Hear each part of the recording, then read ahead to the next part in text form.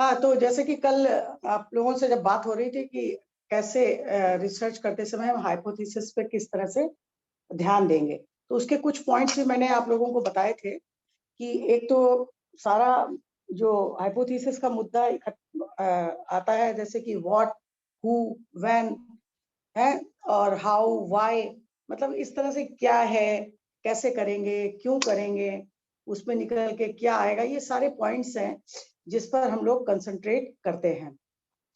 तो सबसे पहले क्या है ना कि हमको अपने विषय में हाइपोथेसिस देखने की कौन सी ऐसी प्रॉब्लम हमको समझ में आ रही है जिसको हमें सॉल्व करना है।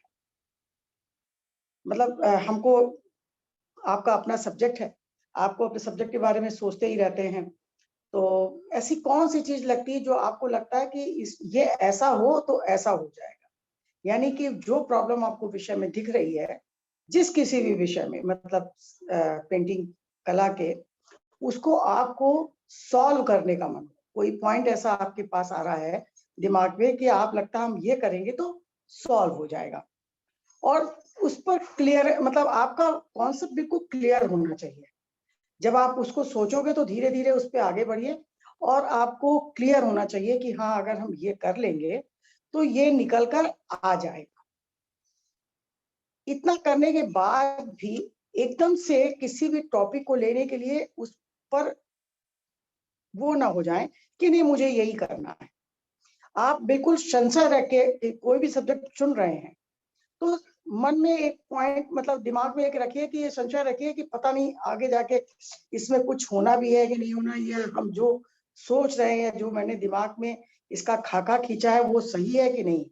ये एक संशय जब रखेंगे तो क्या है, टॉपिक को एकदम से आप डिसाइड नहीं करेंगे, उसको आपको उसकी कहना चाहिए, उसमें आपको एक्सरसाइज करते रहना है कि हम डिसाइड करें तो ये यहाँ तक पहुंचेंगे, वहां तक पहुंचेंगे, यानी उसके इफ एंड बट्स आपको ढूंढने हैं।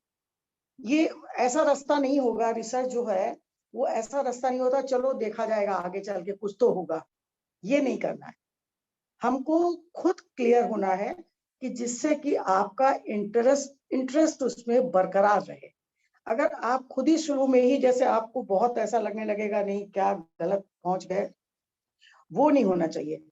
और एक्सरसाइज के तौर पे जो कुछ भी आप सोच रहे हैं उसके पॉइंट्स लिखना शुरू कर, जैसा कि कल भी मैंने बताया, और उसकी गणित लगा लीजिए, सारी चीजें सोच लीजिए कि हम कैसे और कहाँ तक कैसे पहुंचे, मुझे क्या मटेरियल कहाँ मिल सकता है, मुझे इस एरिया में जाना पड़ेगा, ये मुझे टच करना पड़ेगा, ये मेरी बाउंड्री में है या नहीं है, मैं क्या अफोर्ड कर सकूंगा। अफोर्ड का मतलब केवल फाइनेंशियली नहीं है, आपका अपना भी है, फाइनेंशियली तो एक पॉइंट होता ही है, लेकिन आप अपने एफर्ट, मतलब आप उतना दूर तक जा पाएंगे नहीं जा पाएंगे। जैसे बहुत सारी चढ़ाई देख के हम कहते हैं कि नहीं हम नहीं चढ़ पाएंगे, हम पहले ही डिसाइड कर लेते हैं ना, 2-4 जीने चढ़ के देखेंगे, उसके बाद भी अगर लगता है कि दूसरा आपको समझाता नहीं चढ़ के तो देखो, चढ़ के देखो, तो क्या होता है, थोड़ा दूर जाते हैं तो आपको अपनी काबिलियत या अपने उस पे होने लगता नहीं मैं तो चला जाऊंगा वहां तक। तो ये चीज आप अपनी एक पॉजिटिव अप्रोच रख के उसको इफर्ट जरूर बनाए रखिए। और दूसरे, इतना जब आप कर लेंगे तो विषय के बारे में, जब जिसको कहते हैं ना कि बेसिक जगह पर आप सब चीजें पता कर लीजिए, उसकी हिस्ट्री भी पता कर लीजिए, कहाँ पे जाना है, किसने काम कितना किया है, क्या हम ले जाएंगे, या इस पर काम हो गया है तो हमें क्या चैलेंज देना है। ये सारी चीजें मैंने कल भी बताई थी और आज भी हम इसको रिपीट इसलिए कर रहे हैं कि ये सब बातें आपको जानने के बाद हो सकता है कि आपको लग रहा हो कि ये कैसे होगा, तो आप सवाल हमसे कर सकते हैं। और सबसे बड़ी बात है, आपको अपनी लैंग्वेज डिसाइड करनी है। लैंग्वेज मतलब कि आपने जो विषय सोचा है, जो है लैंग्वेज, नो डाउट आपकी हिंदी है, इंग्लिश भी है, और दोनों ही उसमें, मतलब आपको बिल्कुल क्लियर करके चलना है कि मुझे इस तरह से इस भाषा के प्रयोग के साथ मुझे वहां तक पहुंच जाना है। नो डाउट आप जब रिसर्च करेंगे मैक्सिमम लिटरेचर आपको इंग्लिश में मिलेगा, वो बहुत बड़ा चैलेंज नहीं है। आजकल सब सुविधा है, आपको वो मिलेगा, लेकिन आपका अपना ये होना चाहिए। और ये एक तरीके से, क्योंकि इतना लिखा नहीं गया है कि ज्यादातर हमको आज भी अपने भारतीय इतिहास को डिटेल में इंग्लिश में ही हमें मिलता है, और रिसर्च में तो और भी ज्यादा। हम जितना जितना आगे बढ़ेंगे, हमें हमारा जो लैंग्वेज है वो उस पर भी थोड़ा थोड़ा कंट्रोल हमें चाहिए ही चाहिए, और फोकस्ड होकर हमें आगे बढ़ना है, ठीक है ना। दूसरा, हमें सोचना है कि जो चीज हम सोच रहे हैं, यानी जो हम परिकल्पना कर रहे हैं, यानी हाइपोथेसिस हमारी जो है, उसकी वास्तविकता से कितना अंतर है। कभी कभी होता है ना कि हम बहुत ज्यादा सोच जाते हैं और वास्तविकता में वो नहीं होता है, या कभी कभी ये हो सकता है हमारी हाइपोथेसिस बहुत उसमें हो जाती है, हाँ, नीचे चली जाती है। हमें पहले ये क्लियर करना है कि जो कुछ हम सोच रहे हैं वो मेरी परिकल्पना और रिसर्च के टॉपिक जो हम ले रहे हैं उसमें कितनी समानता है, ये आपको ही करना पड़ेगा। और ये कैसे होगा, बातचीत से हम आपको बताएंगे, जब जैसे जैसे आपकी प्रॉब्लम्स मेरे सामने आएंगी हम आपको बताते जाएंगे। तो ये समान आपको क्लियर करना होगा अपने से बातें करके।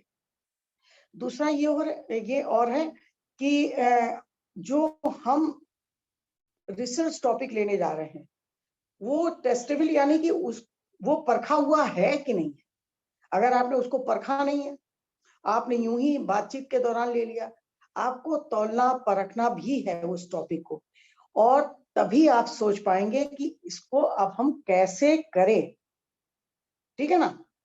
टेस्टेबल होनी चाहिए। टेस्टेबल मतलब आपको, जब आप जो चीज सोच रहे हैं उसको किताबों में भी पढ़े, डिस्कशन करें लोगों से, और आपको जब कुछ कुछ कॉन्सेप्ट क्लियर होने लगेगा, आपका गाइड मिलेगा, आपको गाइड से भी बातें करनी है, तो आप उसको मतलब उसका टेस्ट ले लें अपने टॉपिक का, और तब आगे पढ़ना शुरू करें।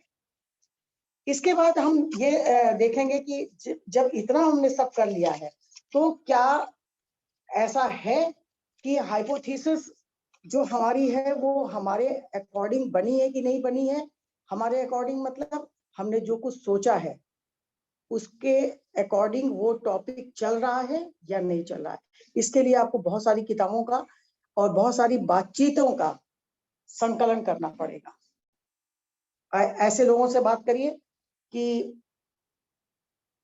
अब चूंकि हम ये आजकल के उस टाइम में इस तरह की बातें इसलिए होती है कि आजकल कोई भी टॉपिक जो है ना, वो ऐसा नहीं है कि जो किताब में लिखा है, वो आपका अपना दिमाग क्या कहता है, आप में उसका कौन सी ऐसी बात है जो वजन डाल रही है आपके टॉपिक पे।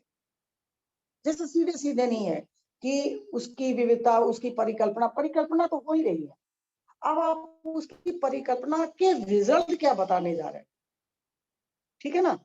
रिजल्ट जब बताओगे तब आपको तब वो थीसिस में वेटेज आएगा, टॉपिक में वेटेज आएगा कि आप वास्तव में नया कुछ करने जा रहे हो। दूसरा क्या है, आपका जो भी आपने गणित लगाया, गणित मतलब आपने अपने टॉपिक के साथ जितनी भी चीजें, पॉइंट्स आपको शुरू से लेकर आखिरी तक सोचनी है और उसको क्लियर करके चलना है। इतनी चीजें जब मैंने बताई हैं आपको, अगर इसमें कुछ पूछना है तो बताइए, नहीं तो फिर हम आगे बढ़ा जाए।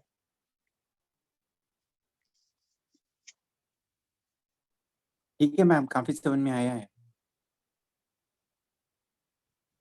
हैं, ठीक है जी ठीक है मैम। अब यह है कि रिसर्च में हाइपोथेसिस की आवश्यकता क्यों पड़ी।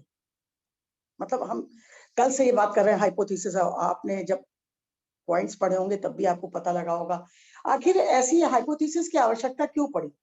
उसका रीजन है, उसका रीजन ये हुआ कि जब हर चीज के नॉर्म्स डिसाइड किए जाते हैं, तो इसके भी नॉर्म्स डिसाइड किए गए, और कहा गया ऐसा बिल्कुल कोई भी टॉपिक हमारे उसमें तो फिर भी थोड़ा विषय में दूसरी तरह का हाइपोथेसिस का इम्प्लीमेंट होता है, साइंस में बिल्कुल डिफरेंट तरीके से होता है, तो उससे हमें मतलब नहीं है। लेकिन हमें ये जानना जरूर, हाइपोथेसिस इसलिए करी गई कि हम बड़ा विधिवत तरीके से चलें, हमें उसके लिंक्स मालूम होने चाहिए, हम किससे उसको कनेक्ट कर सकते हैं, कैसे अंडरस्टैंड करें और कैसे उसको स्पेसिफाई करें रिसर्च को। जैसे कई बार सुना होगा आप लोगों ने, कभी कभी आपसे कहा जाता है ये बहुत वेग है। क्यों मना किया जाता है कि आप वेग नहीं जाएं, यानी कि आप बहुत विस्तार पे ना जाएं? उसका कारण है कि आप किसी चीज को भी, किसी भी चीज का बहुत दूर तक फैलाव करेंगे तो आपको रिसर्च आपकी नहीं हो पाएगी। आप किसको करोगे? तो कहने का मतलब है कि आप कोई एक पॉइंट लेके उसको इतना क्लियरली दूर तक सोचिए कि आप उसको, जिसको कहते हैं बगिया उधेड़ना, समझ रहे हैं ना? हिंदी में जो एक मुहावरा है कि हमने उसकी बगिया उधेड़ दी, कि अब उसमें कुछ बचता नहीं है नीचे से ऊपर तक जाने के लिए। इतना स्पेसिफाई रिसर्च होनी चाहिए जिसका रिजल्ट इस तरह से हो कि आपने उसको सब कुछ निकाल के सामने रख दिया और उसके परिणाम भी निकाले, अच्छे और बुरे। अब क्या है, हमने तो रिसर्च करके दे दिया, जैसे साइंस में होता है रिसर्च करके देते हैं, फिर वो पेटेंट कराते हैं, ये कराते हैं, उसमें तो दूसरी तरह से हो जाता है। हमारे में पेटेंट क्या है? हमारे में पेटेंट वाला कोई ऐसा है नहीं।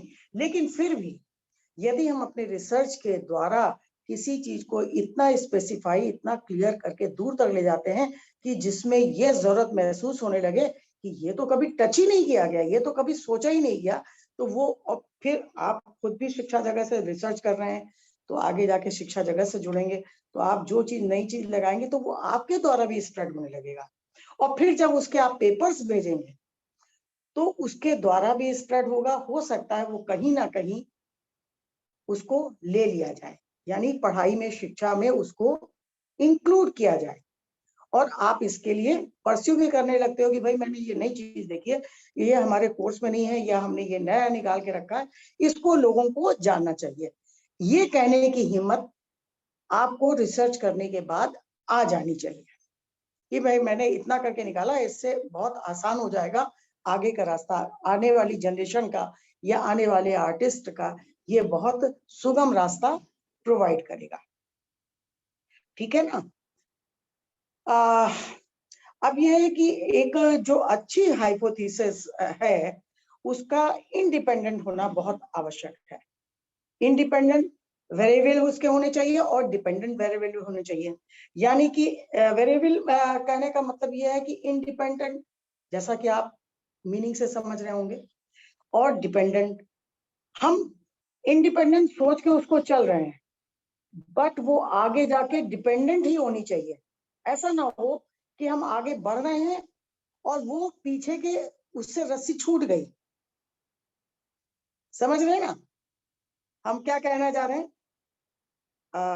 मुझे लगता है कि शायद ये बात ना मतलब जैसे ऐसा एक छोर से हम पढ़े, कभी कभी क्या होता है कि देखा होगा आपने, कोई चीज अभी बताते बताते हम अपने लेक्चर में भी कभी कभी ऐसा महसूस करते हैं कि हम कोई चीज सब्जेक्ट पढ़ा, कोई विषय मैंने पकड़ा, और पकड़ के मैंने जब उसको बताना शुरू किया तो उससे लिंक बहुत सारे निकलते हैं उस टॉपिक से।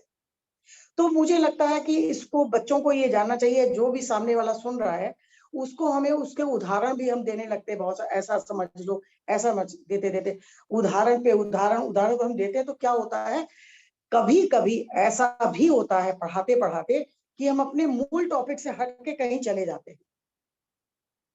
होता है, ये होता है, मेरे साथ भी होता है। तो हमको फिर बैक आना पड़ता है कि अरे हम तो बताते बताते कहाँ के कहाँ निकल गए, और हमने अपना जो, हम जो बताने जा रहे थे वो तो पीछे ही छूट गया। तो इंडिपेंडेंट होना चाहिए वेरिएबल जो हमारे, वो इंडिपेंडेंट तो हो बट डिपेंडेंट भी हो। तो ऐसा ना हो कि हमने टॉपिक कुछ चुना है, उसको प्रूफ करते करते करते हम जाके कहीं और किसी दूसरे उसमें फंस गए। और ये बहुत इंपॉर्टेंट चीज है। कई बार ऐसा होता है, लोग कहते हैं रेलेवेंट नहीं है, टॉपिक कुछ है, लिखा कुछ है, ऐसा हो जाता है रिसर्च में। और ये बहुत, कहना चाहिए, बड़ी कॉमन गलती है और बड़ी ब्लेंडर गलती है। तो इसको, इसलिए मैंने इस पॉइंट को अलग से डिस्कस किया कि इंडिपेंडेंट टू डिपेंडेंट। चलिए आप इंडिपेंडेंट पहले लें, और लेकिन आप पीछे से उसका कोना पकड़े रहें। अब मेरे ख्याल से ये सब चीजें क्लियर हैं। अब हमें ये बताना पड़ेगा, बताना हम चाहेंगे कि रिसर्च करते समय आपके पास कौन सी ऐसी चीजें हैं जो आपके पास रहे तो एक अच्छे आप रिसर्च स्कॉलर हो जाएंगे। पहली बात, क्या आप जो भी विषय चुनने जा रहे हैं उसका आपको ज्ञान होना चाहिए। अब आप सोचेंगे कि अगर हमें ज्ञान है तो हम रिसर्च क्यों करें? आपको ज्ञान है इसीलिए आप रिसर्च कर पाएंगे, इसीलिए आप उसके बहुत सारी चीजें निकाल पाएंगे। आपको ज्ञान है, आपको इंटरेस्ट है इसलिए ज्ञान है, और ज्ञान है तो आप जान रहे हैं कि यहाँ पे ये होता, वहां पे वो होता, तो हम इसको नए ढंग से प्रस्तुत कर पाते। इसलिए जो आप विषय ग्रहित करने यानी जो आप विषय लेने जा रहे हैं उसका आपको प्रॉपरली ज्ञान होना चाहिए। कभी कभी ऐसा, अब तो ऐसा नहीं होता, समय थोड़ा हो बढ़ गया, कभी कभी क्या होता था, एक्चुअली ये सब नियम जरूरत भी इसीलिए पड़े कि पहले क्या होता था कि शोधार्थी जो था अपने टॉपिक के बारे में कुछ जानता ही नहीं था। समझ रहे हैं? मैंने देवेंद्र तुमको ये क्यों कहा कि आप अभी क्लासेस लीजिए, हो सकता है विषय आपको खुद ही मिल जाए। हम विषय देंगे तो हम विषय नहीं देंगे, हम देंगे तो वो हो सकता है बोझिल हो जाए आपको। तो ग्रहित विषय जब आप पढ़ते पढ़ते आपको खुद लगने लगेगा, आप अपने इंटरेस्ट से टॉपिक निकालेंगे तो इंटरेस्टिंग होगा। कोई गाइड टॉपिक देगा, गाइड भी टॉपिक अच्छा, ये गाइड टॉपिक तभी देता है जब रिसर्च स्कॉलर से बातें कर लेता है बहुत सारी, और उसके ज्ञान का या उसका स्तर क्या है ये समझ लेता है। और कभी कभी होता है कि कंप्रोमाइज करके बहुत लो उसमें टॉपिक देना पड़ता है, और कभी कभी ऐसा होता है कि गाइड बहुत ज्यादा सोच जाता है, बहुत कहना चाहिए कि साइकोलॉजिकल इफेक्ट, सोशल इफेक्ट्स पर टॉपिक दे देता है, क्योंकि हमारा जो विषय है वो सोशल, उसमें बहुत इफेक्टिव है, और मनोवैज्ञानिक इफेक्शन भी है उसका बहुत ज्यादा, है कि नहीं? समाज में बहुत प्रभाव है।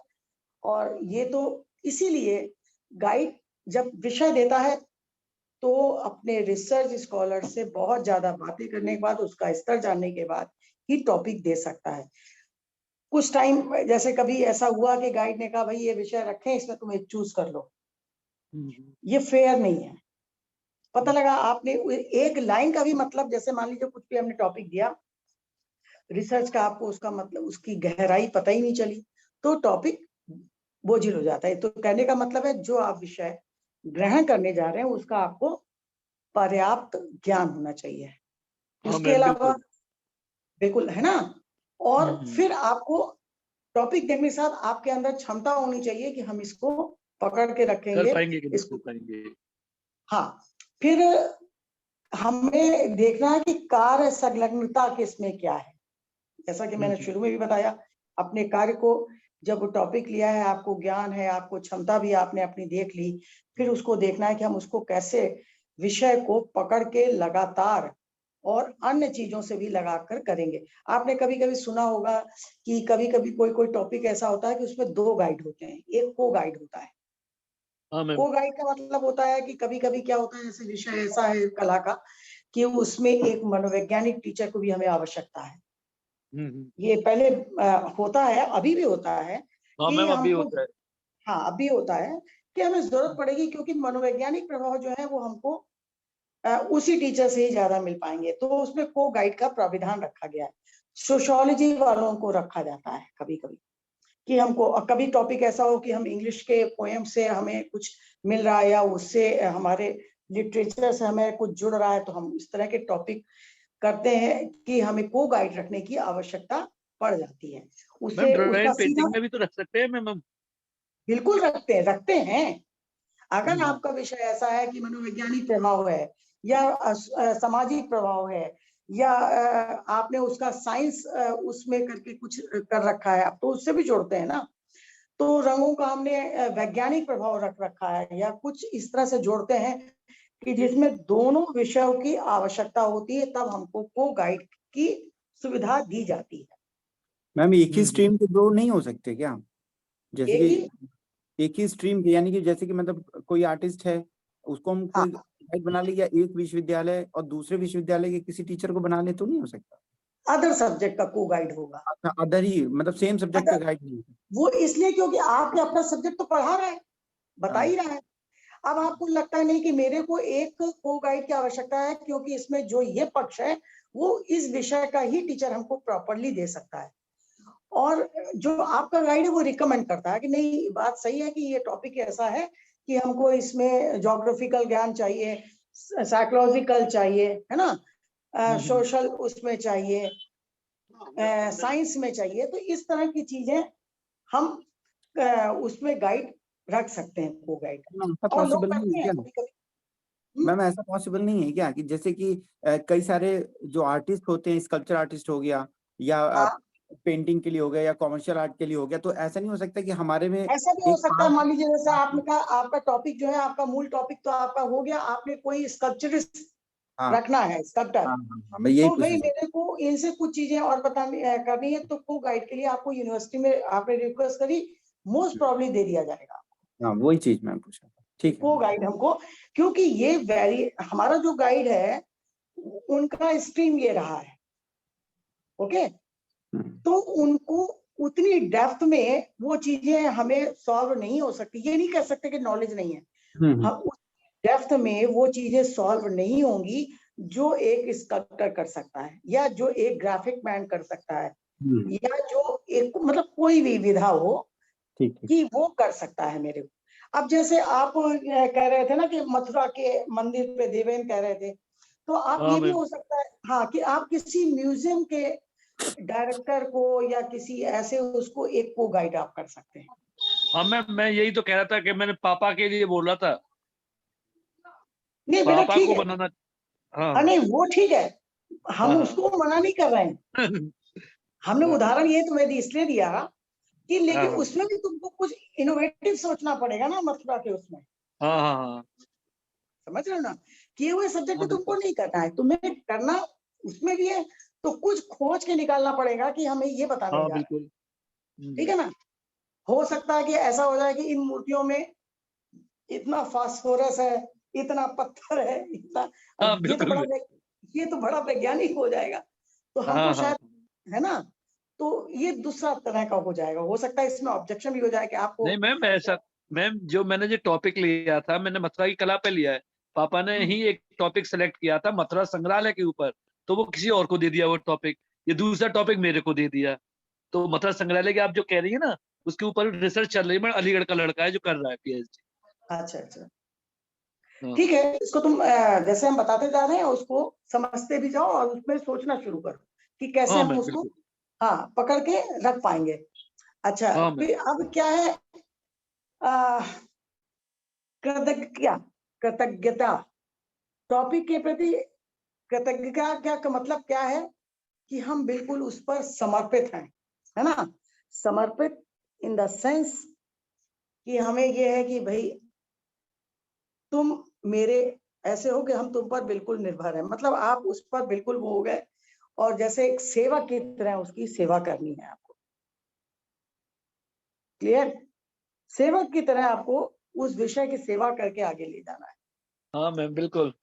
हाँ, और दूसरा फिर क्या है, लेखन क्षमता आपको बढ़ानी होगी। हो सकता है आपको सबको हो भी, ये नहीं है, लेकिन इसका एक गुण ये भी है रिसर्च स्कॉलर के लिए कि लेखन क्षमता होनी चाहिए। वैज्ञानिक दृष्टिकोण और तटस्थता, जैसा कि मैंने आपको बताया कि आप कोई भी टॉपिक लिखते हैं तो वैज्ञानिक दृष्टिकोण आपका क्या है। अब ये नहीं है कि ऐसे से ऐसा हो गया वो, अब वैज्ञानिक का मतलब यहाँ पे ये नहीं है कि कोई हम उस तरह का रिसर्च करें, कोई चीज नहीं हम भौतिक उसमें दें तभी वैज्ञानिक होते हैं। हम अपनी पेंटिंग का भी वैज्ञानिक रिसर्च करते हैं ना। आज के आपने देखा होगा क्रिटिसिज्म जो है वो एक तरीके का विज्ञान है।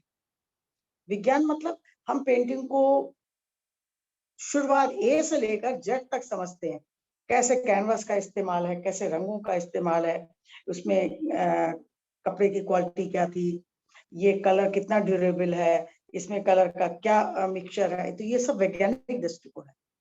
और आर्टिस्ट भी एक टाइम ऐसा आता है कि रिसर्च काम करते करते वैज्ञानिक हो जाता है। आप देखिए जब आप काम करने लगते हैं तो आपको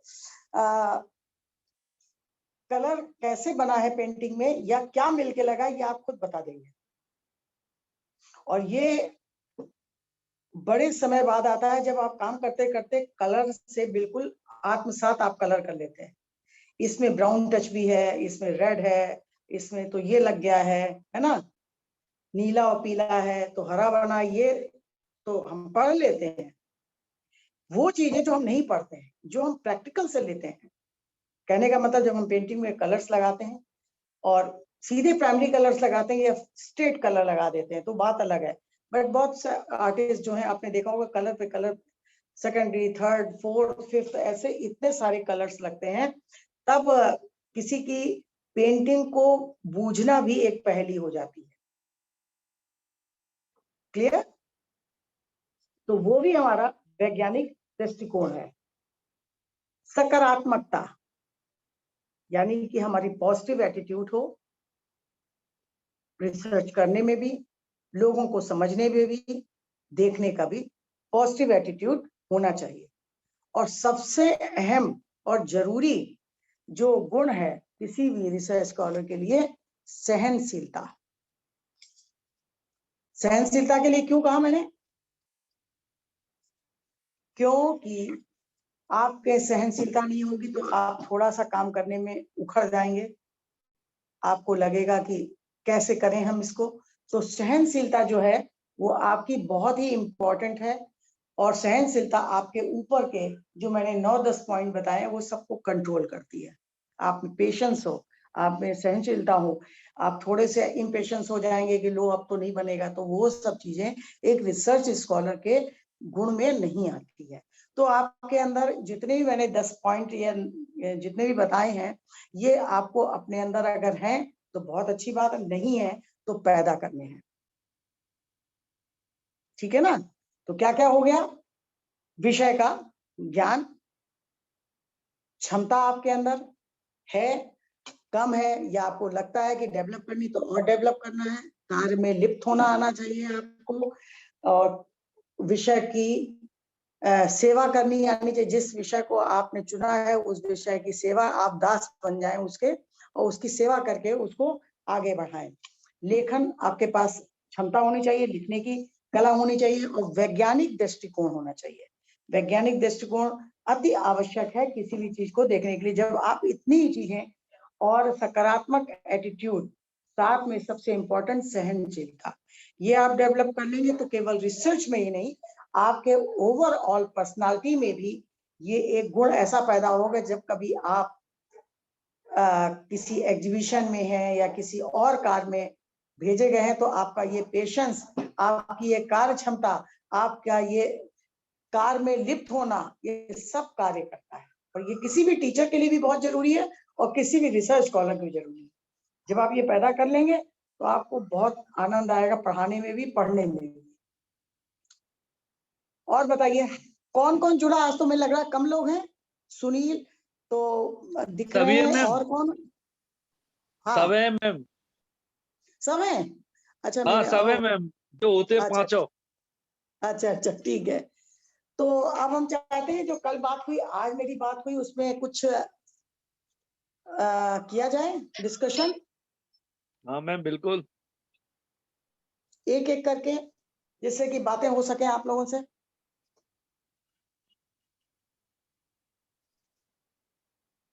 कौन बोलेगा? सबसे शालवी? पहले मैम बड़े भैया सुनील भैया को इनवाइट करते हैं। अच्छा, सुनील। सुनील सबसे भैया बड़े मैडम कहाँ गए? वही है। अच्छा, गुड।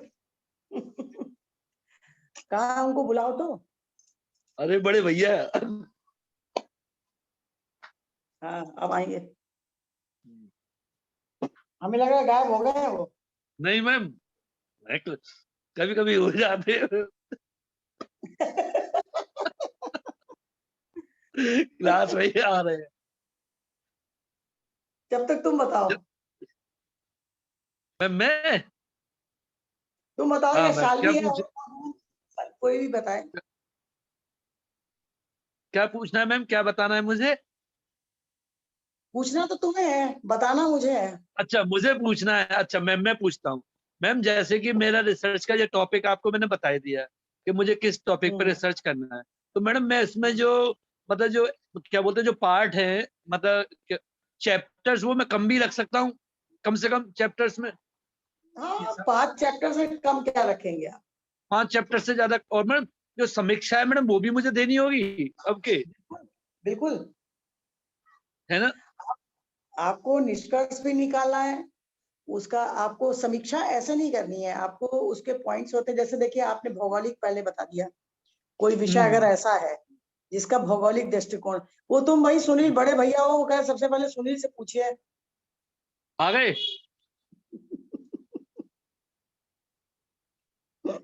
देवेंद्र कहा था मेरे बड़े भैया से पूछिए कि क्या उन्हें पूछना है।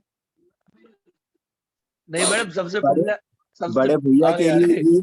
ये वरदान है कि मैम वहीं पर हैं, ठीक है। हाँ ये तो हमको वहां भी मिल जाएंगे। वही वही कह रहा हूँ, इसलिए अपनी जो जिज्ञासाएं हैं वो मौका तुम्हें मिला है। हाँ तो मैम कह तो रहे हैं कि बड़े भैया से पहले पूछो, तो छोटे भैया बताएंगे। नहीं बताओ, मैम तुम भी बताओ, कंटिन्यू करो।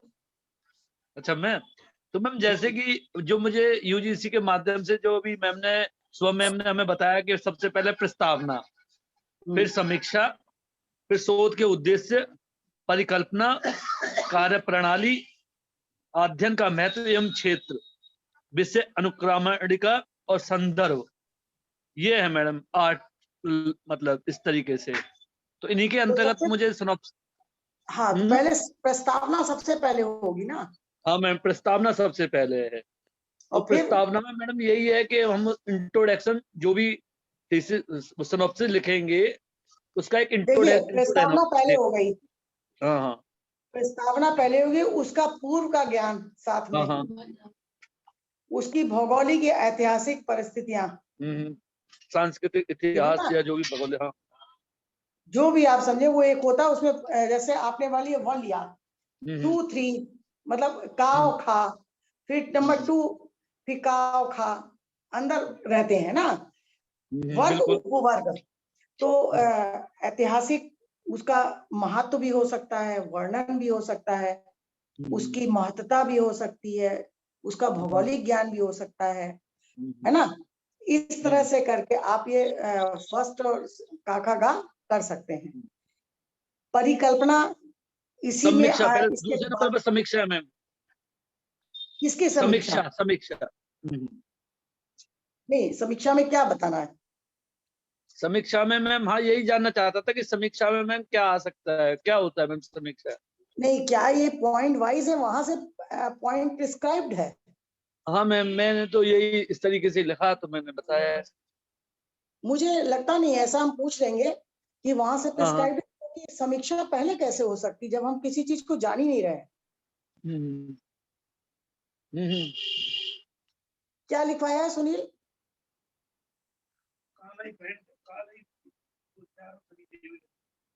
सुनील सर, हाँ हाँ हाँ मैम, क्या मैम वो नेटवर्क प्रॉब्लम होगी जैसे जी। मैंने ये बताया मैम को, पहले प्रस्तावना, समीक्षा, शोध के उद्देश्य, परिकल्पना, कार्य प्रणाली, अध्ययन का महत्व एवं क्षेत्र, विषय अनुक्रमणिका, संदर्भ एवं ग्रंथ सूची, ये मतलब 8 व्यू रखे हैं जो। अनुक्रमणिका, देखो देखो तुमने गलत नोट किया है।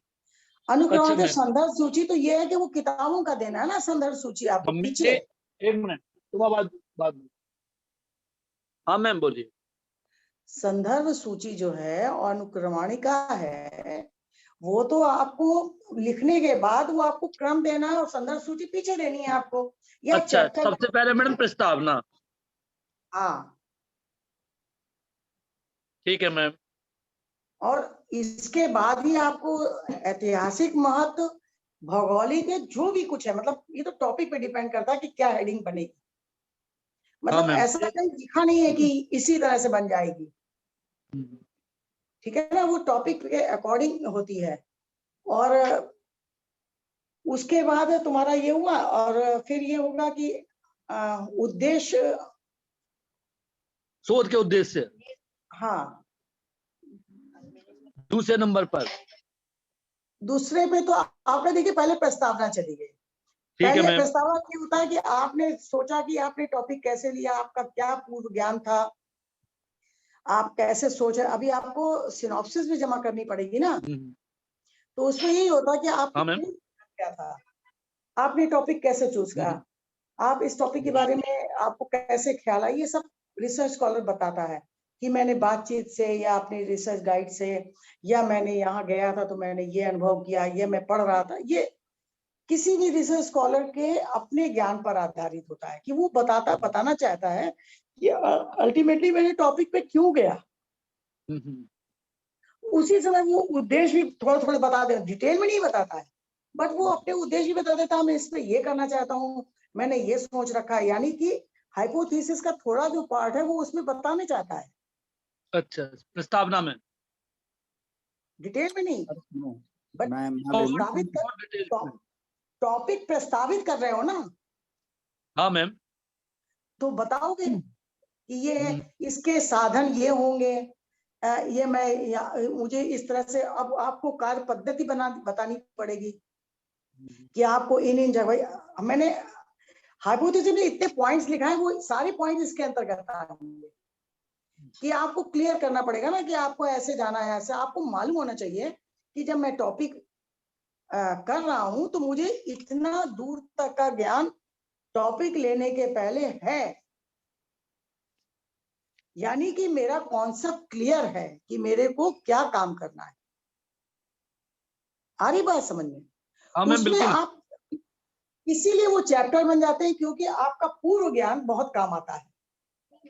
आपने क्या बातचीत करी है, क्या, तो हाइपोथेसिस मैंने जैसे आपको कुछ कुछ पॉइंट्स शुरू में लिखवाए हैं, तो वो लिखवाए या बताए हैं, वो आपको उनको इम्प्लीमेंट करना है। इसमें आपने क्या सोचा है, उसके ज्यादा से ज्यादा क्या सोच रखा है, आपने क्या रास्ता तय कर रखा है, कहाँ कहाँ आपको मिलेगा, इसका आपसे किससे किससे बात होगी, या मुझे ये संभावना दिखती है इसमें, ये मेरे शोध से ये प्रकाश में आने की संभावना है, मैं इस पे पूरा प्रयत्न करूंगा जिससे कि आगे के लिए ये हो सकेगा। आई बात समझ में? हाँ मैम, आ तो गई है मैम मेरे थोड़ा बहुत। मैम ये एक फॉर्मेट ही तो है जो हमें मतलब कुछ समय पहले देना होगा। आरडीसी की मीटिंग से पहले एक फॉर्मेट बनाना है, वो हमें सबमिट करना है कि हम इस तरीके से सिनॉप्सिस रखेंगे जब आरडीसी की मीटिंग होगी। वही कह रहे हैं, सिनॉप्सिस आपको देनी पड़ेगी, वही अप्रूव्ड होती है, वही अप्रूव्ड होगी ना। वही अप्रूव्ड होगी। सिनॉप्सिस का मतलब समझ रहे हो ना कि आपका टॉपिक डिसाइड होना चाहिए, आपके चैप्टर डिसाइड होने चाहिए, आपकी हर चीज डिसाइड होगी, बस विस्तार में काम नहीं होगा, बस चीजें डिसाइड हो जाएंगी आपकी। देवेंद्र जी कुछ असमंजस में लग रहे हो।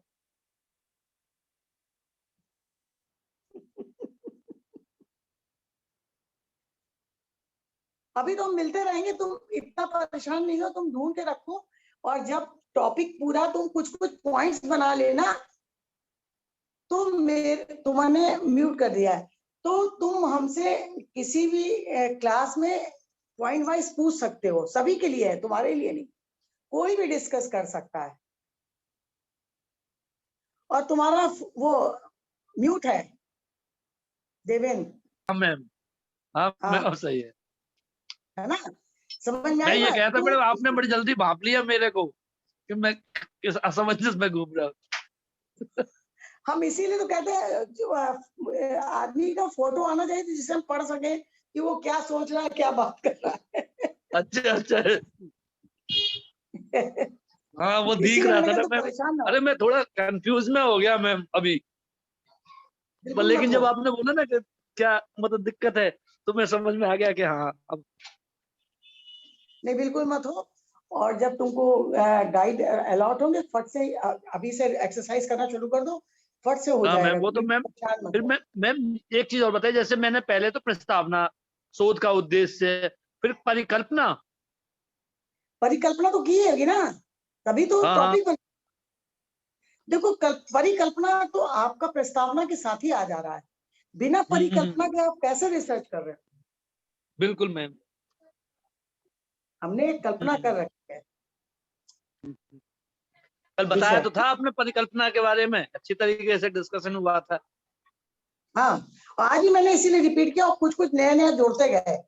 नहीं मैंने मैम, पूरा अच्छा है मैम। कोई भी अगर हमारे माइंड से कुछ चीजें वो मिसप्रिंट हो वो, तो मैडम वो अभ्यास से भी आ जाती है ना। बिल्कुल आ जाती है। हाँ, और शशि गौर तुम कुछ पूछना चाह रहे हो? रहे हैं सब, एक दूसरे के टॉपिक से ही समझ में आ रहा है मैम क्या क्या होना चाहिए। नहीं समझ में तो आएगा, सब लोग साथ में हो और तुम लोग आपस में भी डिस्कशन करो। और हम तो यही चाहेंगे कि टॉपिक इस बीच अगर हमारे करते करते तुम लोगों के पास अगर एक एक दो दो टॉपिक दिमाग में आ जाते हैं तो मुझे अच्छा लगेगा। Yes ma'am. नहीं मैम, कल के ही लेक्चर से आपने जैसे बोला था कि थोड़ा सा मैम होली के बाद में आपसे मिलने आएंगे हम। ठीक है, आना। पेड़ क्या जरूर कह रहे हैं? हम कह रहे हैं पेड़े जरूर ले आना वहां से। बिल्कुल बिल्कुल बेटा, पेड़े का गुजिया भी लाएंगे ना जो मम्मी बनाएंगी। अरे वाह, पेड़े नहीं, गुजिया खिलाएंगे मैम। अब मथुरा की गुजिया खा के देखना। ठीक ठीक। ठीक है ना? नहीं, मथुरा की गुजिया पेड़े सब खाएंगे, तुम्हारा टॉपिक डिसाइड हो जाएगा। नहीं ये कोई बात थोड़ी हुई बेटी, हाँ, शशि ये क्या कह बात रहे हुई? मैम जैसे नहीं, आपने खाइए, बोला था बिल्कुल कि खाइए। हाँ बेटा। दूसरा एरिया भी, मैम जैसे आपने हाँ। कल कहा था कि दूसरा एरिया भी हम चूज करके रखें, ताकि इसलिए मैंने थोड़ा सा विचार किया था उसके बारे में भी कि हम दूसरी तरफ अगर जाना चाहें तो किस तरफ जा सकते हैं। तो मैं छापाकला में ही सोच रहा था कि जैसे छापाकला में जो आइडियोलॉजी रहती है और जो एक फॉर्म का मेकिंग रहता है, उसके बारे में हम बात कर सकते हैं क्या कि भारतीय छापाकला में विचार और रूप की एक समीक्षा, कि किस तरीके से प्रिंट मेकिंग में आइडियोलॉजी और जो फॉर्म है वो डेवलप होती आई है अलग अलग माध्यम के रूप में। तो इस हाँ ठीक है, छापाकला में तुम एक थोड़ा सा पीरियड ले लेना, तब से आज तक, है ना, एक पीरियड डिसाइड करना, यस तब मैम। से अब में परिवर्तन की समीक्षा यस मैम। या बदलाव की समीक्षा यस मैम। और आवश्यकताएं, मतलब कुछ इस तरह से करना, ठीक है मैम। है ना। और छापा के लिए जैसे तुम अब छापा में केवल कला में ही मत रहना, क्योंकि Yes, ma'am. आर्ट है तो छापा में तो जैसे हमारी झांसी की तरफ बहुत छापा चलती है ना। Yes ma'am. तो वुड प्रिंट बहुत ज्यादा वहां पे करते हैं, तो कुछ इस तरह से भी उसको जब लिखोगे तो तुम उनका भी जिक्र करोगे कि मतलब कॉमर्शियल और आर्टिस्ट, इन दोनों Yes. को तुम जोड़ के या अलग अलग करके भी बात करोगे कि Yes, ma'am. कॉमर्शियल जो छापा है या प्रिंट है वो तो एक के बाद एक सेम, ठीक है ना, बट आर्टिस्ट जो छापा बनाता है, हालांकि प्रिंट मेकिंग है ही इसीलिए कि उसके कई वो निकाले जाए, Yes, ma'am. है ना। Addition. Yes, ma'am. हाँ, एडिशन उसके कई निकाले जाए, लेकिन फिर भी उसका कॉमर्शियल यूज और आर्टिस्ट उसमें क्या Yes, ma'am. बदलाव आया है और क्या होना चाहिए, ये जरूर कहीं ना कहीं इसमें टॉपिक को डिजाइन करते समय इन बातों को दिमाग में रख लेना। Yes, ma'am. तो और कुछ जैसे तुम्हें ज्यादा पता होंगे कौन सा ऐसे एरिया है जिनमें हम छापा कला में इनको अपनी तरफ ले सकते हैं, Yes, ma'am. वो जरूर लेना, है ना। थोड़ा सा इंटरेस्टिंग होनी चाहिए, एज ए रूटीन नहीं कि छापा कला पे हम कर रहे हैं। Yes, अब ma'am. छापा कला के लिए चैलेंजिंग क्या है, आजकल के मशीन युग है या क्या है, ये तुम्हें बताना है।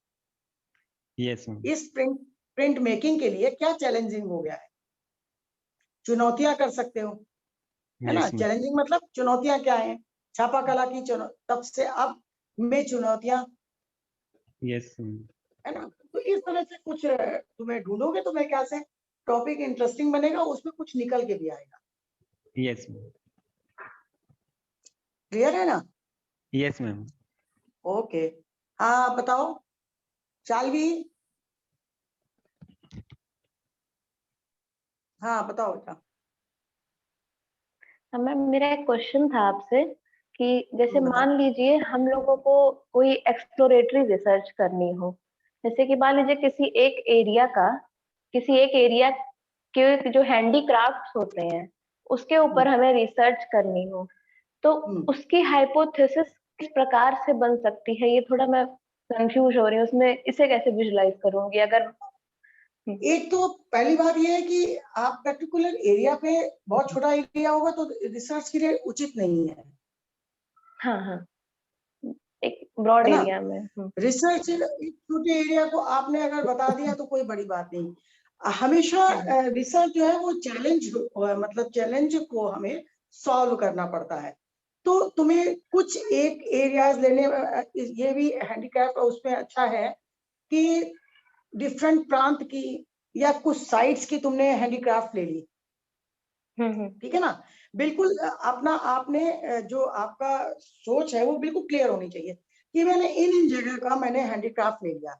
अब इन हैंडीक्राफ्ट को मैंने ले लिया और तुम्हें उसका अध्ययन करना है अपने रिसर्च का टॉपिक डिसाइड करने के पहले कि ये हैंडीक्राफ्ट में ये अंतर है, इनकी कलरिंग में अंतर है, इनकी बनावट में अंतर है, ये मशीन के हैं, इनमें हाथ का काम है या ये छोटे बच्चों का। अब हैंडीक्राफ्ट का तो मतलब ये भी हो जाता है ना कि वो हैंडीक्राफ्ट किस लेवल के लिए बना है,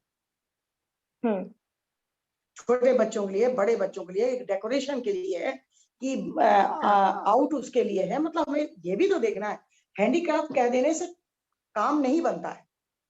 हमको हैंडीक्राफ्ट का, क्योंकि बहुत सारी रस्सी की भी कोई चीज बनी तो हैंडीक्राफ्ट है, बच्चे के खिलौने तो वो भी हैंडीक्राफ्ट है। मान लीजिए प्रॉपर हमें टेराकोटा के ऊपर ही करना हो। अब देखो टेराकोटा डिफरेंट हो गया, है ना? इसीलिए बार बार हम कह रहे हैं आपको अपने टॉपिक को क्लियर करना है कि आप, जैसे आपने अभी टेराकोटा बोला, अभी हैंडीक्राफ्ट बोला, दोनों चीजें डिफरेंट है।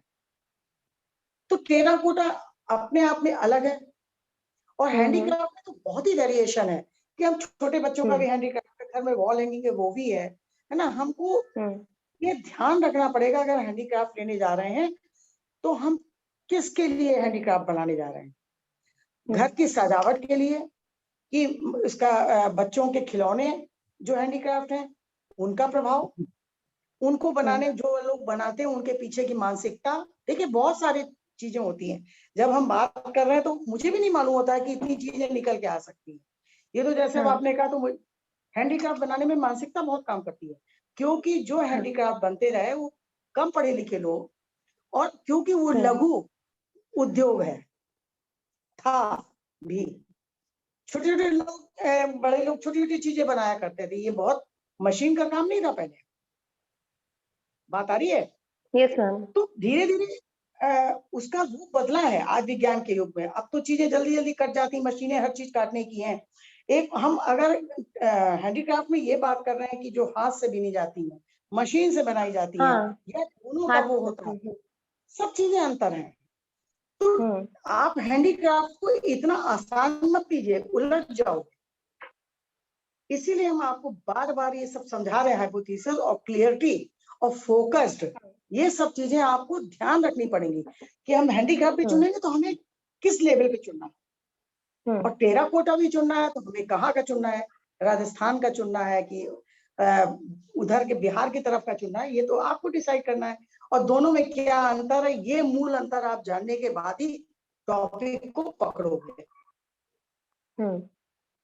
समझ रहे हैं? टेराकोटा में भी ऐसे बहुत सारी चीजें हैं, डेकोरेशन की या यूज की, कितने टेम्परेचर तक वो करता है, आप इसको भी विषय बना सकते हो। हाँ मैम, वो लोग यूटेंसिल्स भी बनाते हैं, खिलौने भी बनाते हैं, लाइट्स भी बनाते हैं, वो लोग काफी सारी चीजें। और मैम सारी चीजें हमारे साथ कोई सजावट चीज रखी है, हाँ, हम उसको यूज का भी दिखा सकते हैं। आजकल तो आपको तवा भी टेराकोटा में मिलता है, हर चीज टेराकोटा में मिलती है, ठीक है ना?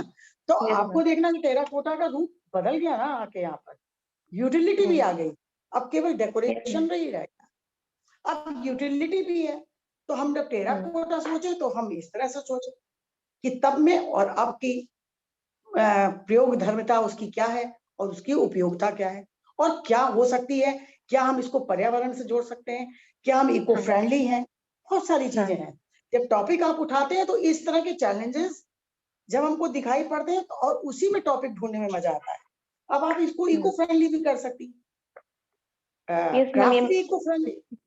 हाँ मैम, मैं सोच रही थी, और उन लोग की खासियत ये है कि वो लोग हाथ से ही बनाते हैं सारी चीजें और बहुत ही खूबसूरत बनाते हैं। वो लोग नहीं, आपको डिसाइड करना है कि जो हाथ से बनाते मुझे उन पर करना है। ठीक है ना? हम करेक्शन इसलिए कर रहे हैं कि अभी हम नहीं टोकेंगे तो आप ऐसे ही सोचते जाओगे, वेट सोचोगे। बिल्कुल मैम जी, सही बात आपको है। डिसाइड करना है कि जो लोग हाथ से बनाते हैं हम उन पर बात कर रहे हैं या जो जी। मशीन से और दोनों चीजों से काम कर रहे हैं उस पर बात कर रहे हैं, या हम उसकी रफ्तार पे बात कर रहे हैं, ठीक है ना। जैसे Yes, sir. कुम्हार है, वो कुम्हार जो हाथ से घुमाता है, और एक मशीन से जो चाक घूमती है, दोनों हाँ. दोनों का प्रोसेस एक है, बट हमें बताने के लिए दोनों चीजों को फोकस करना पड़ेगा। हाँ. और वही अंतर, वही उपयोगिता, वही उसके चैलेंज हम अपनी रिसर्च में बताएंगे। और कोई प्रॉब्लम? नो मैम, उस पर और हम काम करेंगे। हाँ, काम करना और क्लियर रखो बिल्कुल अपने को। बस ये कि धीरे सोचो। यस But- मैम, मैं उलझ जाती हूँ थोड़ा। हाँ, तो तुमने जैसे अभी तुमने पट गई ना इधर, तभी मैंने तुमको टोका कि नहीं ऐसे मत सोचो, एक चीज सोचो, दो चीज भी सोचो, बट दोनों को जी। एक टाइम में ऐसा करने तुम्हें आता हो तो एक बार में सोचो, अगर दोनों को मिक्स करके चलना हो तो एक टाइम में मत सोचो। ठीक है मैम। ठीक है ना। और कोई? अभी कितने देर का टाइम है? मेरे पास घड़ी नहीं है आज इस समय, और हमें मैम देखना आधे भी है। घंटे। अभी आधे घंटे है। हाँ, तो अभी तो डिस्कशन हो सकता है एक दो लोगों का। अभी तो 3 लोगों के मैंने डिस्कशन किए हैं।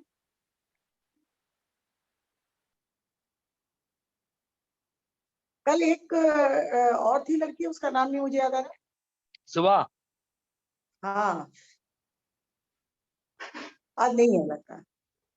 चलो तो तुम लोग बात। नहीं, मैम है। हाँ, तो बात कराओ, बात करो भाई। ऐसा क्यों कह रही है? मैम उसकी कुछ तबीयत नहीं सही थी आज वैसे। अच्छा अच्छा, ठीक ठीक, चलो कोई बात नहीं। चलो तुम ही लोग करो डिस्कस कि हम आगे बढ़े।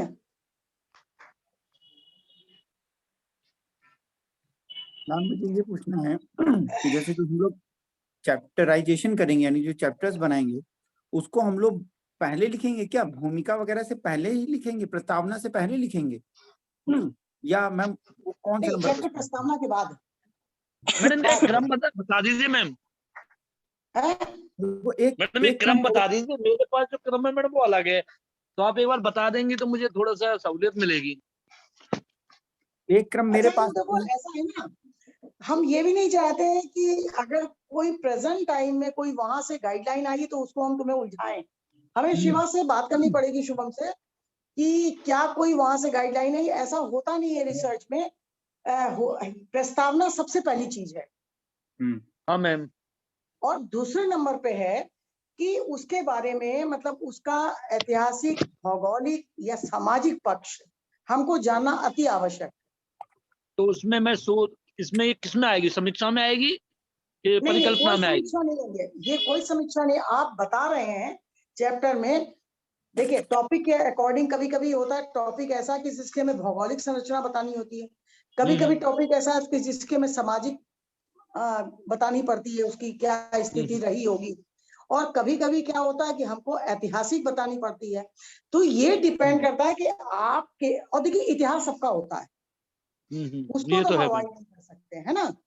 इतिहास सबका होता है, वो तो हम अवॉइड नहीं कर सकते कि पूर्व में इसका आपको क्या मिला, इसमें क्या चीजें थी, ये चैप्टर बनाने पड़ते हैं। सेकंड प्रस्तावना के बाद सबसे पहला चैप्टर ये होता है कि आपका उसके ऐतिहासिक, सामाजिक और भौगोलिक महत्व व उसकी क्या जरूरत थी, ये तो मस्ट है। इसके बाद आप, जब आपका टॉपिक है उसके बारे में आप आ जाते हो, स्पेसिफाई हो जाता है कि मान लीजिए जैसे कि इन्होंने क्राफ्ट में लिया, मान लीजिए, चलिए हम क्राफ्ट का ही डिस्कशन कर लेते हैं। तो प्रस्तावना हो गई, ठीक है ना। मुझे पूर्व ज्ञान उसका क्या था, प्रस्तावना में पूर्व ज्ञान। और अब आपने इसके बाद आए क्या, कौन सी कला बताई थी हमने, क्राफ्ट, है ना। क्राफ्ट को हिंदी में भी क्या कहा था मैंने, चालवी बताओ। हस्तशिल्प। हस्तशिल्प। तो हस्तशिल्प का पूर्व में हस्तशिल्प नहीं, हस्तशिल्प का समाज में महत्व, हस्तशिल्प समाज में समाज के युवा वर्ग या वर्ग को करेंगे हस्तशिल्प का प्रभाव का युवा बाल्यकाल, युवा और प्रौढ़ डिवाइड किया आपने। और सबसे महत्वपूर्ण आपका हो गया बाल्य, है ना। फिर आपने उसको लिखा उसकी जरूरत, कास्ट की का सामाजिक परिवेश में आवश्यकता। अब जब आवश्यकता लिख रहे हो तो आज की आवश्यकता तो नहीं लिखोगे ना, कि कैसे इसका जन्म हुआ, ये आपको तो पता ही होना चाहिए। जब आप रिसर्च में कोई चीज बताओ तो कब से इसको प्रकाश में देखा गया, ये आपको बताना अति आवश्यक है। आप कभी कभी आपने देखा होगा रिसर्च करते समय पूछा जाता है कि अच्छा ये बताइए आपने इस पे रिसर्च किया, ये कब से देखा गया। आप शून्य नहीं हो सकते हैं, आपको बताना पड़ेगा कि इसको इसका हिस्ट्री में इस समय से, अगर आपको फाइनल मालूम है तो तब से देखा गया या संभावित। अगर आप संभावित बताते हैं तो संभावित बताइए या एक्यूरेट बताइए कि इस समय से, अगर हमको इतिहास में उसका एक्यूरेट टाइम मालूम है तो एक्यूरेट बताएं, नहीं संभावित बताएं, ठीक है। और उसका फिर प्रचलन किस वर्ग में सबसे ज्यादा था। अब किस वर्ग में, समृद्ध, मध्यम या गरीब। अब तो बहुत सारे तबके बन गए हैं, इनमें महत्व आपको देखना है कि किसमें इसका चलन ज्यादा था, किसमें महत्व था। इसके विकास की यात्रा है या इसके विकास की, इसमें बदलाव के पड़ाव। अब आपने कहा पूर्व इतने इतने में ये देखा चैप्टर का नाम, फिर मध्यकाल में या इतने। तो अब धीरे से क्या आप फोकस हो जाओ। अगर आपने एक टाइम ले लिया है तो इस टाइम में ले लिया है, या आपने बच्चे का ले लिया है, या आपने समझा ले लिया है, तो उसको आपको बताना पड़ेगा। अब क्राफ्ट में आपको ये भी देखना है कि आपने जब टॉपिक लिया है तो आपको स्पेसिफाई करना पड़ेगा, क्योंकि क्राफ्ट बहुत सारे हैं ना। तो किस तरह का क्राफ्ट है, तो हैंडमेड, मशीन मेड, आप बताओगे उसमें इतने इतने तरह के हैं, हैंडमेड, मशीन मेड। और दूसरा क्या हो सकता है, तीसरा मिला जुला, यानी कुछ हाथ का काम है, कुछ वैसा काम है, मिला जुला। अब इसके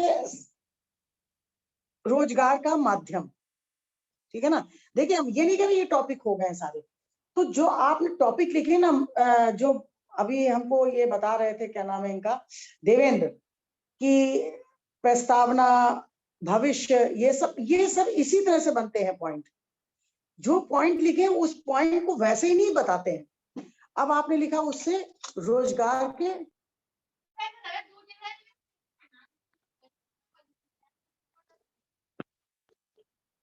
मैम आवाज नहीं आ रही मैम। परिवर्तन के साथ इसकी ऊंचाइयां, ये लाभ प्राप्त सामाजिक किन प्राणियों को लाभ है, इसका उत्थान से कितने लोगों को बेनिफिट होगा, या इको फ्रेंडली। अब मान लो हम इको फ्रेंडली उससे जोड़ रहे हैं, तो प्लास्टिक के खिलौने से हम उसका कंपैरिजन करें कि ये पर्यावरण को नुकसान नहीं करते हैं। अब हमको करना पड़ेगा, अगर हमने आपने ऊपर इको फ्रेंडली रख लिया है या पर्यावरण के अनुकूल रख लिया है, तो आपको पर्यावरण के प्रतिकूल जो चीजें हैं वो आपको बतानी पड़ेंगी, कि प्लास्टिक है, सस्ती प्लास्टिक में ये होता है। देखिए रिसर्च का मतलब क्या है ना, यही ना कि आपने उसके सारे गुण अवगुण बताए। प्लास्टिक होता है तो सस्ती प्लास्टिक में ये नुकसान होता है, ये बच्चों में ये संपर्क में आने से ये होता है, ये डैमेज हो जाता है, ये गलता नहीं है। तो ये टॉपिक आज के हिसाब से इस तरह टॉपिक को हम उसकी व्याख्या करते हैं, फिर हम उसमें चैलेंज देंगे। अगर ये इस तरह इसको बढ़ावा मिले तो इतने लोगों को रोजगार मिलेगा। सरकार को ये इतने सर्वे करने पे मेरे को ये पाया कि सरकार अगर इस पर ध्यान देती है, ये इतने स्कूल खुलवाए जा सकते हैं, इस लेवल के बच्चों को दिया जा सकता है, इसमें इतने लोग लाभान्वित होंगे और इतना पैसा बचेगा, इतने पेड़ कम कटेंगे, ये सब आपको बताना है। जब आप क्राफ्ट में करेंगे तो आपको ये भी जानना पड़ेगा कि किस पेड़ की कटिंग से बनता है। इतना रिसर्च आसान भी नहीं होता है, आपको बताना पड़ेगा कि फला पेड़ से इसका ये बनता है, ये लकड़ी हल्की होती है, जल्दी कटती है, ये सब चीजें आप देखते हैं। आई मेरी बात समझ? अब जैसे आपने बताया कि अब आप निष्कर्ष निकालने, मैंने ये किया, इसमें ये समझ में आया और मैंने इस तरह से इसको देखा, तो इसमें अल्टीमेटली मैं इस निष्कर्ष में पहुंची हूँ। निष्कर्ष निकल कर आता है कि यदि लकड़ी के हैंडमेड को बढ़ावा दिया जाता है, हैंडमेड दफ्ती के भी होते हैं, या इको फ्रेंडली नष्ट हो जाने वाली, मिट्टी में मिल जाने वाली चीजों में यदि क्राफ्ट को बढ़ावा दिया जाता है तो इससे पर्यावरण को नुकसान कम होगा, और ऐसे प्रयास अगर किए जाएं तो जन जन तक ये पहुंच सकेगा, या गांवों में लोगों को इससे रोजगार मिलेगा, उनको बाहर आने को। ये भी चैलेंजेस आपके हैं कि आपने अपने रिसर्च में उसकी खूबसूरती बताई। अब आपने अभी ये भी बीच में बताना पड़ेगा जो हमने मिस कर दिया है कि कलर उसमें कौन से यूज होते हैं, कैसे कलर किए जाते हैं, उनकी बनावट कैसे सोची जाती है, जो पीछे बना रहा है वो किस, आपने संक्षेप में एक चैप्टर में आपको ये भी बताना पड़ेगा। अब ये आप ये मत डरिएगा कि इतने सारे चैप्टर हो गए। जब आप चैप्टर डिसाइड करते हैं, एक चैप्टर का मुख्य पॉइंट डिसाइड करते हैं, उसके का खा गा होते हैं, ये उपवर्ग होते हैं, समझ रहे हो ना? उपवर्ग में आपको ये बताने की इसमें रंगों का प्रयोग, अर्थ कलर, ऑयल कलर, आजकल ये कलर है, इतने मार्केट में है, ये कलर लगाते हैं, और आपको उसके, अब जैसे आपने ऊपर दिया रंगों का वो, नीचे से आपने ये भी दिया कि इसको रंग लगने से, अगर आप बच्चों के खिलौने का देख रहे हैं तो इसके संपर्क में आने में नुकसान नहीं होता है, बच्चों को चाटने से ये नहीं होता है, इस तरह के ये चीजें हो जाती है। मेरे ख्याल से काफी चीजें अपने अपने सब्जेक्ट के हिसाब से सोचने में चीजें क्लियर हो रही होंगी। Yes ma'am. है ना? तो Yes, आज के संदर्भ में आपको ये नहीं पता, आपको तो प्रेजेंट टाइम के हिसाब से जो आज का जमाना चल रहा है उसके हिसाब से आपको भी जोड़ के रखना है। और ये मानिए, आप जितना आप अपने विषय को समाज से जोड़ेंगे, समाज की समृद्धता से जोड़ेंगे कि उससे फायदा होगा, पर्यावरण से जोड़ेंगे, इको फ्रेंडली जोड़ेंगे, तो वो टॉपिक बहुत पसंद किया जाएगा। ठीक है ना? क्योंकि आप, ये भी हमारे समाज में चैलेंज है कि नहीं? हम हाँ, उस चैलेंज को भी दिमाग में रख के अपने कला का रिसर्च कर रहे हैं। और जैसे कुछ ऐसे भी होते हैं, जैसे कुछ मैंने टॉपिक ऐसे भी देखे हैं लोगों ने तो यहाँ तक रिसर्च किया है कि चित्रों के, सरल चित्रों के मनोवैज्ञानिक प्रभाव विशेष इतने से इतने उम्र के लोगों पर। ये अपने आप में है कि मतलब कि जो सरल चित्र हैं वो किन वर्ग को करते हैं, ये आपको सोचना है। क्योंकि देखिए, जो हम एब्स्ट्रैक्ट पेंटिंग बनाते हैं या बहुत एक्सपेरिमेंटल बनाते हैं, वो सबके लिए नहीं होती है। वो तो एक जो इसका ज्ञान रखता है उसी के लिए होती है। Is it clear?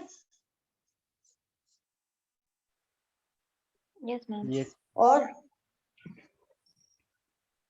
सुनील, कुछ ठीक लगा?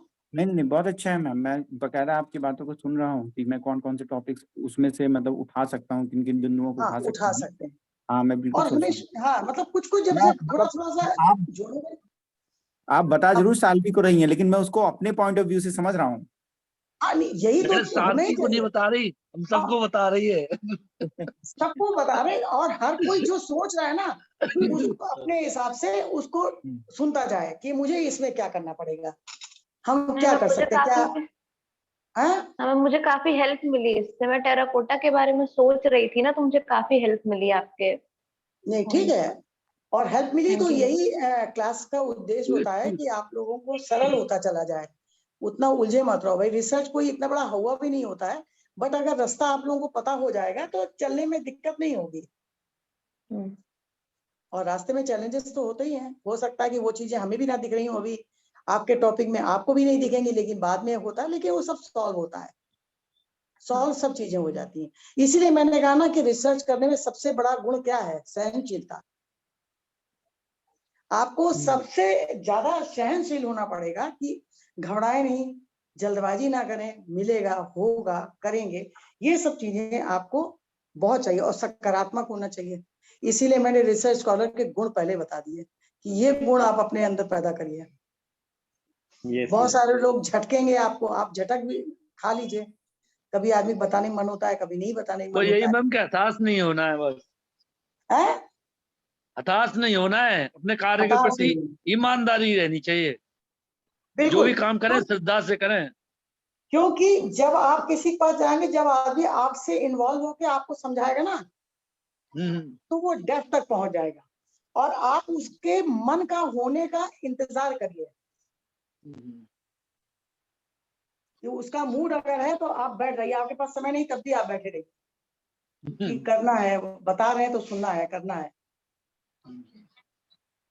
यही बस है। और हार्डली 1 साल का चक्कर होता है। उसके बाद जब आपके पास मैटर इकट्ठा हो जाता है, सब चीजें आ जाती, तो फिर आपको ही अलग अलग करना पड़ता है। फिर वो डेस्क वर्क आ जाता है कि आपको ही अलग अलग उसको करना है। तो सबसे पहले तो यही है ना कि चीजें इकट्ठी करते जाओ, इकट्ठी करते जाओ।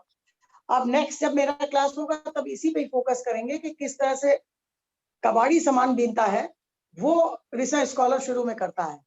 जो मिला वो लेते गए, बैग बना लिए, फाइलें बना ली, इसका इसमें डाला, इसका इसमें डाला, इसका इसमें डालते चले गए। ये एटीट्यूड रखना पड़ता है। अब आजकल तो मोबाइल है, आपने फट से स्क्रीनशॉट लिया, फट से फोटो खींची, ले आए। अब उतना नहीं है, लेकिन फिर भी निकालना तो पड़ता ही है पेज।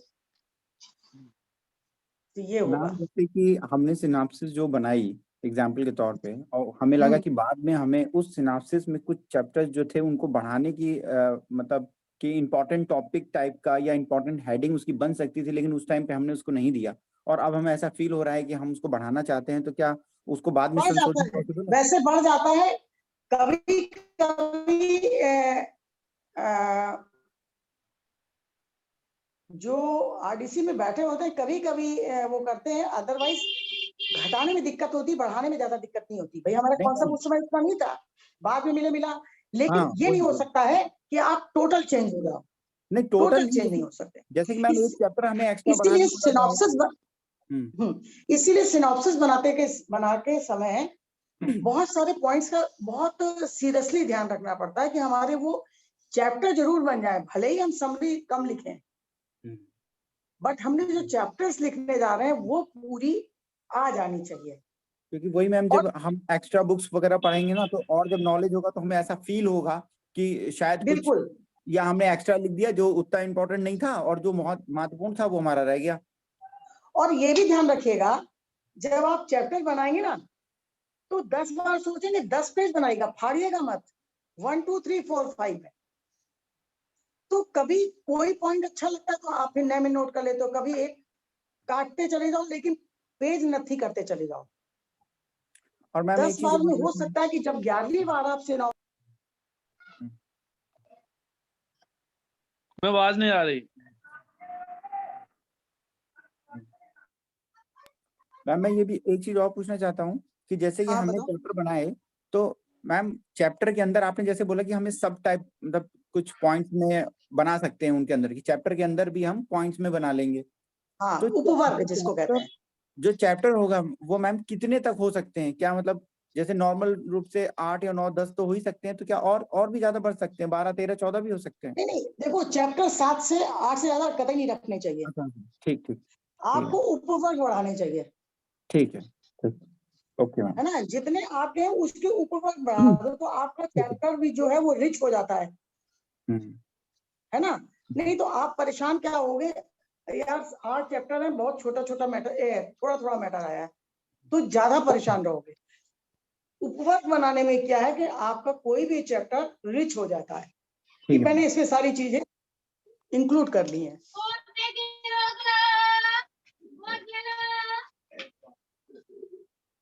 अब हो गया टाइम, अभी नहीं हुआ? अच्छा, इसमें कैसे घड़ी देखते हैं? मुझे तो यही नहीं मालूम कि फोन में कैसे देखते हैं।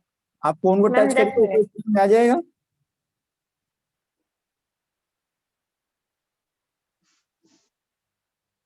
नहीं, मेरे को नहीं आ रहा है। ऐसे छुइए। कोई नहीं, तुम ही लोग बताना, कोई नहीं। 10 मिनट 6:50 हो गई मैडम जी। अच्छा, कोई बात नहीं, तो 10 मिनट है, आराम से पढ़ हाँ, बताओ और क्या। देवेंद्र, तुम्हारा हो गया ना? मैडम मेरा हो गया। अपने से क्वेश्चन पूछना ज्यादा शुरू करो। मैम एक चीज और बताइए मुझे कि जैसे कि एक हम टॉपिक इसमें लगेंगे, एक पॉइंट हम बनाएंगे कि शोध क्षेत्र में पूर्व में किए गए कार्यों का संक्षिप्त अवलोकन। तो जो पूर्व में किए गए जो कार्य हैं उनका जो संक्षिप्त अवलोकन करेंगे, तो क्या जैसे किसी ने उसके ऊपर शोध कार्य पहले से कर रखा है तो क्या उसका टॉपिक लिख देंगे क्या कि उसका ये टॉपिक था और इसने किया नहीं, यहाँ? नहीं, नहीं, नहीं नहीं नहीं, नहीं, नहीं, ये सब कुछ नहीं है ना, ये है ही नहीं।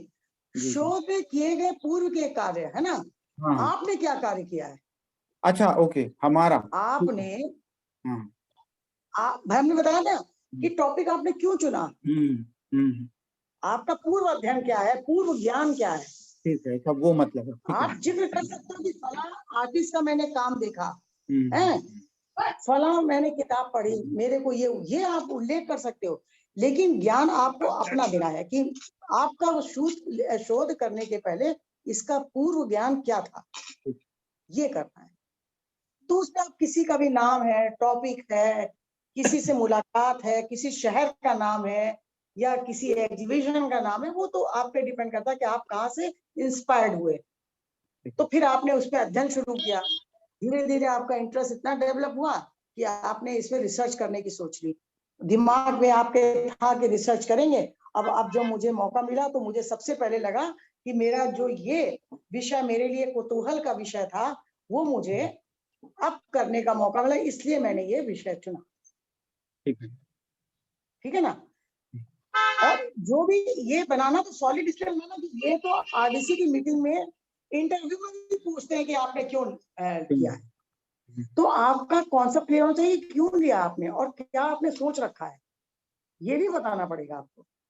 तो उससे फायदा ये होता है कि अगर सिनॉप्सिस में वहां बैठे एक्सपर्ट को कुछ चेंजेस करने हैं तो तुरंत कर देंगे, आपका कॉन्सेप्ट क्लियर होगा। तो अगर आप खुद क्लियर नहीं होंगे तो हो सकता है कि नेक्स्ट 6 मंथ के लिए फिर बढ़ा दी जाए कि आप दूसरी बना के जमा करिए। समझ रहे हैं मेरी बात? अगर आप अपनी बात को क्लियर कर देंगे, मीटिंग में बुलाते हैं ना, आपको बुलाया जाएगा आपका जब सिनॉप्सिस होगी, तो आपको अपनी बात वहां पे अच्छे ढंग से रखना आना चाहिए, तो जिससे एक्सपर्ट को ये समझ में आए आपको मालूम अच्छा है और आप बता सही रहे हो, लेकिन आप उसको बता नहीं पाए हो चैप्टर में ये गलत है ये सही करना, तो वो करके तुरंत साइन कर देते तो आपको मिल जाती है। और यही कोशिश होनी चाहिए, गाइड को भी यही करवानी चाहिए कि सिनॉप्सिस टॉपिक रिसर्च वो जो है वो रिजेक्ट ना हो, संशोधन के साथ मिल जाए या एज इट इज मिल जाए या संशोधन के साथ, जिससे कि टाइम खराब ना हो। ये है।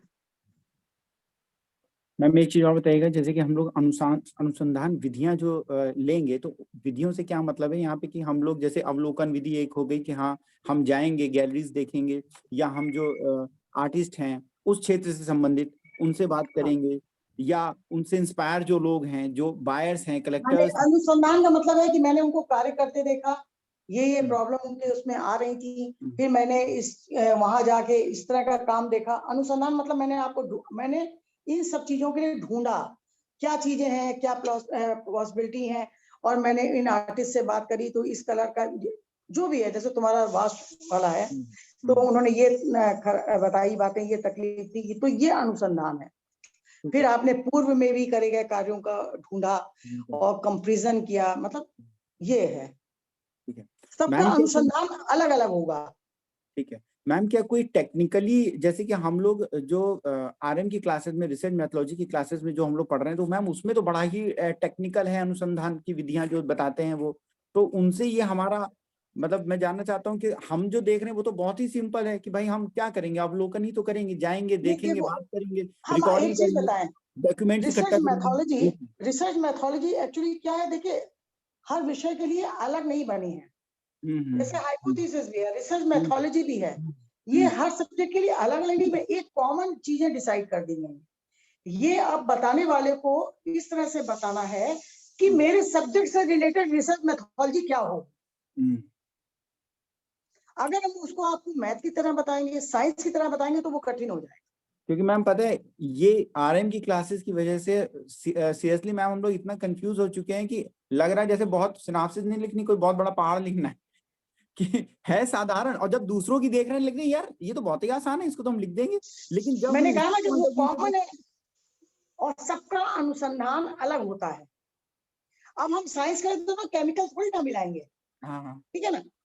अब हम तो कलर्स मिला सकते हैं, लोगों का काम देख सकते हैं, उसमें कुछ नया करवा सकते हैं, हमारा अनुसंधान ये है।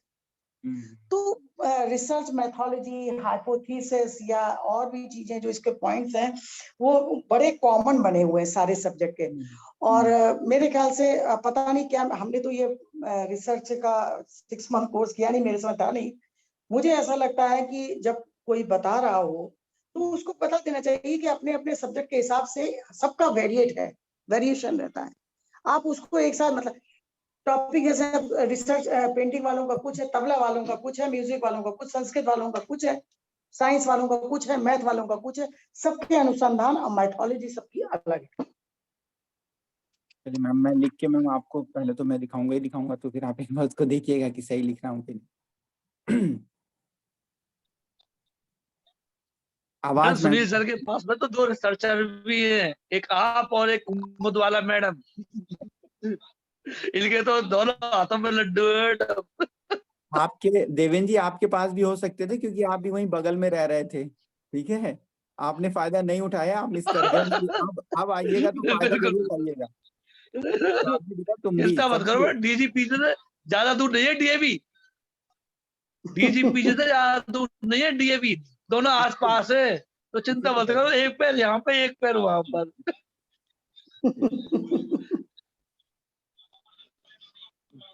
नहीं ठीक है, खुश होके उत्साहित होके तुम लोग रिसर्च करो, कठिन नहीं है। जब चले लोगों को कोई चीज कठिन नहीं होती है, कठिन जब तक है जब तक उसमें घुसोगे नहीं। जब सब्जेक्ट ढूंढ लोगे, उसको सब्जेक्ट को स्वीकार कर लोगे, मुझे इसी में जीना है, इसी में मरना है, तो सब सरल हो जाएगा।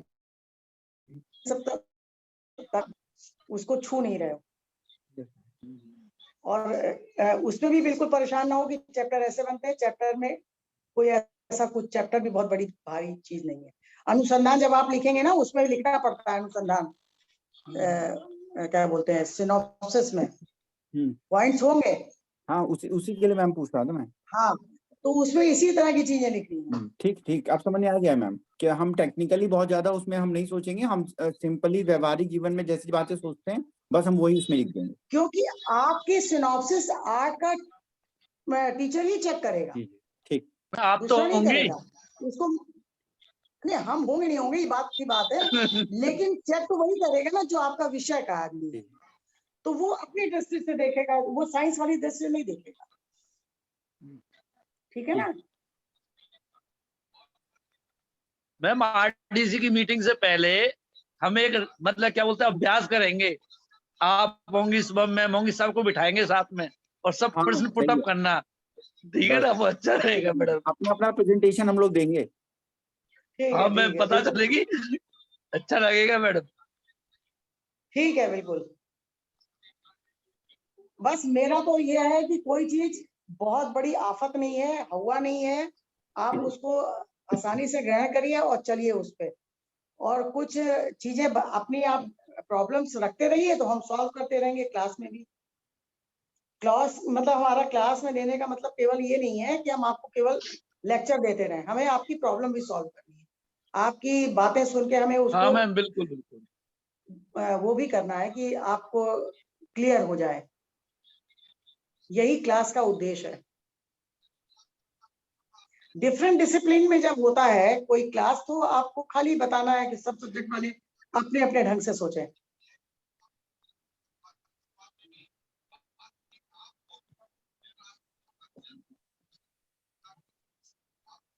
ठीक है मैम, बहुत अच्छा लगा हम लोग को, और काफी चीजें मैम अब क्लियर हो रही हैं, और कोशिश हम बिल्कुल करेंगे कि हो बहुत जाएंगे जल्दी आपको दिखा दें।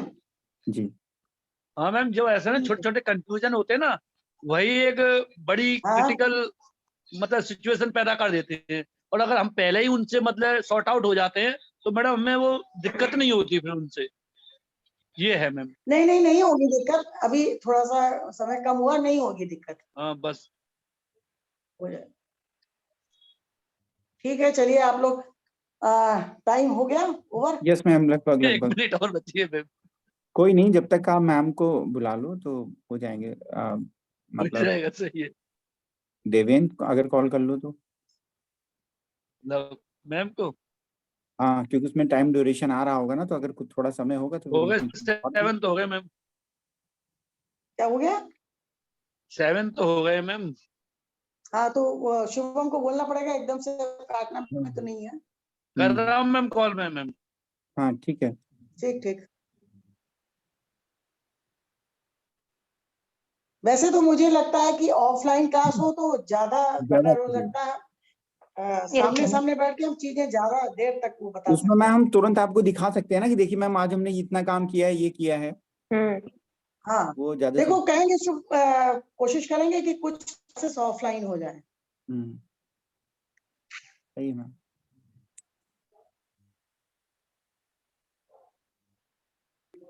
कह दिया मैम मैंने। हेलो।